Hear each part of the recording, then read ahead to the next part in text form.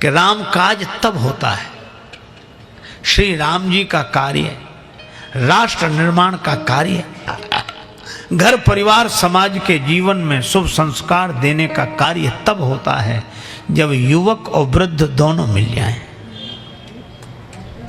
युवक का जोश और वृद्ध का होश, उत्साह हो युवक का और अनुभव हो वृद्ध का। एक गांव में लग गई आग, गांव में लगी आग तो सभी गए भाग, कौन रुके? पर दो मजबूर थे आग में जलने के लिए, एक लंगड़ा एक अंधा। अंधे को आग दिखती नहीं थी, भाग तो सकता था पर उधर ही भागता था जिधर आग लगी थी, और लंगड़े को आग दिख रही थी पर वह भाग नहीं सकता था। तो लंगड़े ने अंधे से कहा, कह रहे भैया न तुम बचोगे ना हम, एक काम करो तुम अपने कंधे पर हमें बिठा लो, आंख हमारी पांव तुम्हारे, दोनों आग से बच जाएंगे। और कहते हैं कि लंगड़े ने जब यह कहा तो अंधे ने लंगड़े को अपने कंधे पर बिठा लिया। पांव थे अंधे के, आंख थी लंगड़े की, दोनों आग से बच गए। कहानी बड़ी सामान्य है और यह घटना हुई भी होगी, और ना भी हुई हो तो यह कहानी संदेश बड़ा सुंदर देती है। आज भी समाज में, घर में, परिवार में, गली मोहल्ले, गांव में सब जगह आग लगी है। राग द्वेष ईर्षा की आग, अशांति की आग, कलह क्लेश की आग, और सब इस आग से भाग जाना चाहते हैं, पर दो मिल जाएं तो समाज आग से बच सकता है। एक अंधा और एक लंगड़ा। अंधा कौन और लंगड़ा कौन? का अंधी जवानी और लंगड़ा बुढ़ापा। अगर आज की अंधी जवानी लंगड़े बुढ़ापे को कंधे पर बिठा ले, उत्साह के चरण युवक के हों और अनुभव की आंखें वृद्ध की हों, तो आज भी समाज इस आग से बच सकता है, समाज सुखी हो सकता है। जोश होश की आंखों से देखे। होश के पास आंख होती है, जोश के पास चरण होते हैं। महाराज मनु ने कहा, अभिवादन शीलस्य नित्यम वृद्धोपि सेविनः चत्वारि तस्य वर्धन्ति आयुर्विद्या यशो बलम।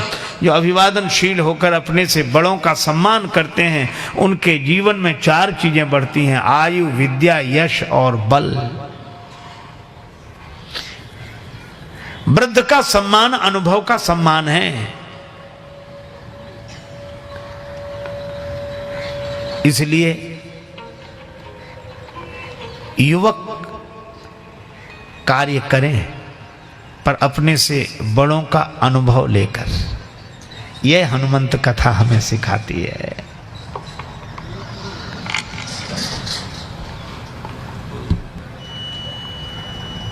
वृद्ध के पास अनुभव की संपदा होती है।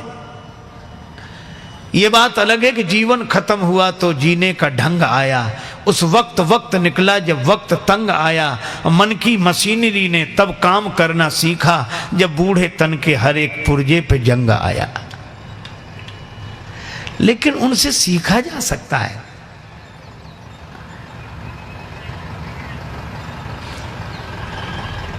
वृद्धों की बड़ी महिमा है। एक बार एक कन्या के पिता ने शर्त रखी कि हम शादी तो करेंगे, उसी दूल्हे से करेंगे, लेकिन शर्त यह है कि बारात में कोई बूढ़ा आदमी नहीं आना चाहिए। युवकों ने कहा ठीक ही है, ये बूढ़े क्या करेंगे ब्याह बारात में, यहीं बैठ के राम राम करें, भजन करें, घर में रहें, काहे को, और विवाह में क्या हम लोग सब जा ही रहे। वृद्ध मान गए, पर दूल्हे का जो नाना था वो बोला ना ना हम तो चलेंगे, हमें तो ले चलो। नाना वो लोग कहते हैं कि बूढ़ा दिख गया तो बारात लौटा दी जाएगी। नाना बोले तो ऐसे ले चलो कि दिखे नहीं, पर ले चलो। किसी तरह इंतजाम किया गया, गाड़ियों में जहां सामान रखते हैं उसमें ही नाना को किसी तरह छिपा कर ले गए। बारात पहुंची, कन्या के पिता ने अपना एक आदमी भेजा, देखो कोई बूढ़ा तो नहीं आया है। संवाददाता ने समाचार दिया कि कोई बूढ़ा नहीं आया। तो कन्या के पिता ने एक शर्त रखी कि हम विवाह के लिए तैयार हैं, पर बारातियों को हमारी एक शर्त पूरी करनी पड़ेगी। गांव के बाहर जो नदी बह रही है उस नदी में पानी की जगह शुद्ध दूध बहाओ तो हम विवाह करेंगे। अब बहुत अकल लगाई लड़कों ने, नदी में पानी की जगह शुद्ध दूध, इम्पॉसिबल, असंभव। तो कहा चलो बारात वापस ले चलें। बारात वापस लौटने लगी। किसी ने कहा बारात तो लौट ही रही, नाना के काहे को प्राण ले रहे हो, बाहर निकाल ले। नाना से कहा कि निकल आओ। नाना बोला क्या बात है? वो कहा अब तो बारात ही वापस जा रही है। कहा क्यों? कहा वो कहते हैं कि नदी में पानी की जगह शुद्ध दूध बहाओ। नाना मुस्कुराया कि छोटी छोटी बातों पे कहीं बारातें लौटती हैं।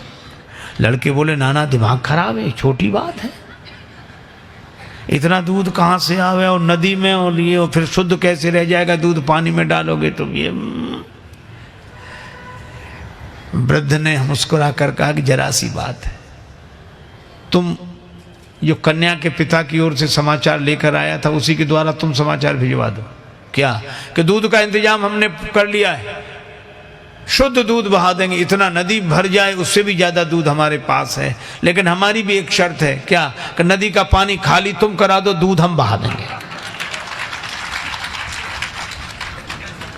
कन्या के पिता के पास खबर गई कि वो कहते हैं कि नदी का पानी खाली तुम कराओ, दूध हम बहा देंगे। कन्या का पिता बोला जरा अच्छी तरह छानबीन करो, बारात में जरूर कोई बूढ़ा आया है, नहीं तो।